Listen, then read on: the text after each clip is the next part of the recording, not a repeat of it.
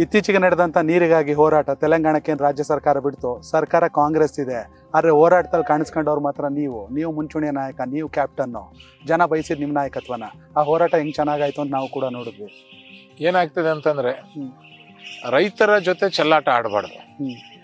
ಇವತ್ತು ಪಕ್ಕದ ರಾಜ್ಯದವ್ರು ನಮ್ಗೆ ಎಷ್ಟೇ ಆತ್ಮೀಯರಿರಲಿ, ಎಷ್ಟೇ ಸ್ನೇಹಿತರಲ್ಲಿ, ಎಷ್ಟೇ ಒಂದು ಆತ್ಮೀಯತೆ ಇರಲಿ, ಬಟ್ ನಮ್ಮ ರೈತರನ್ನ ನಾವು ಮೋಸ ಮಾಡಬಾರ್ದು.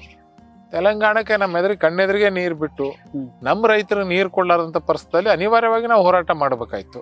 ಮತ್ತು ಆ ಹೋರಾಟ ಎಷ್ಟು ಅದ್ಭುತವಾಗಿತ್ತಂತಂದ್ರೆ ಸಂಘಟಿತರಾಗಿ ಎಲ್ಲಾ ವ್ಯವಸ್ಥೆಗಳು ಮಾಡಿ ಕರೆಸಿದ್ರು ಸಕ್ಸಸ್ ಅಷ್ಟ ಆಗ್ತಿದ್ದಿಲ್ಲ. ಯಾಕಂದ್ರೆ ಜನರು ಸ್ವಇಚ್ಛೆದಿಂದ ಬಂದಿರೋಂಥದ್ದು. ತಮಗೂ ಗೊತ್ತಿದೆ, ನಾವು ಇದು ಒಂದು ಟೂರ್ನಮೆಂಟ್ ಆಡೋಗೋಸ್ಕರ ಶ್ರೀಲಂಕಾಕ್ಕೆ ಹೋಗಿದ್ವಿ ಕ್ರಿಕೆಟ್. ಅಲ್ಲಿಂದೇ ಸುಮ್ನೆ ಒಂದು ವಿಡಿಯೋ ಮಾಡಿ ಬೈಟ್ ಬಿಟ್ಟು ಇಲ್ಲಿ ಜನರು ಅಷ್ಟೊಂದು ರೊಚ್ಚಿಗೆದ್ದು ಆ ಜನ ಸೇರಿದ್ ನೋಡಿದ್ರೆ ನಿಜಕ್ಕೂ ನಮ್ಮ ಅಂದ್ರೆ ಹೋರಾಟ ಸ್ವಾರ್ಥಕ್ಕಾಯ್ತು ಅಂದ್ರೆ ಹೋರಾಟ ಪ್ರತಿಫಲ ಸಿಕ್ತಂತ ಅನಿಸ್ತು.